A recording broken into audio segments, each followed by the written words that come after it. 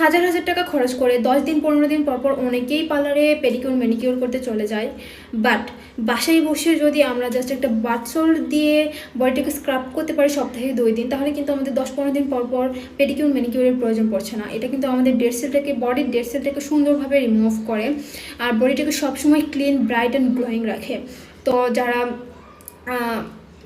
যাদের বডিতে অনেক বেশি ডেড সেল জমে গিয়েছে, ভাবছো তোমরা পার্লারে যাবা, পেডিকিউর ম্যানিকিউর করবা, তার আগে তোমরা রেগুলার বলতে উইকলি 2 দিন অন্তত বাথ সল্ট ইউজ করে দেখবা। তাহলে আমার মতে 1 মাসের আগে পার্লারে যাওয়ার কোনো প্রয়োজনই পড়বে না। জাস্ট কোনো ইভেন্টের আগে হয়তো পার্লারে যেতে মন চাইবে পেডিকিউর ম্যানিকিউরের জন্য। তাছাড়া সব সময় অল টাইম তোমাদের বডি একদম ফ্রেশ, ক্লিন, গ্লোয়িং থাকবে জাস্ট নিয়মিত বডি কেয়ার করার জন্য। অ্যান্ড বডি কেয়ারে বাথ সল্টের মতো কোনো একটা স্ক্রাবিং প্রোডাক্ট রাখার জন্য। তো আমি বলবো এই বাথ সল্টটা ট্রাই করতে। এটা হচ্ছে এত সুন্দর স্মেল, মানে তোমাদের ডেড সেল রিমুভ হওয়ার পাশাপাশি তোমাদের মাইন্ডও ফ্রেশ হয়ে যাবে যখন তোমরা এটা ইউজ করবা। এটা কিন্তু আমাদের কাছে অ্যাভেলেবেল আছে। তোমাদের যাদের প্রয়োজন অবশ্যই হোয়াটসঅ্যাপ করতে হবে, ফেসবুক পেজে না করতে হবে। টাটা।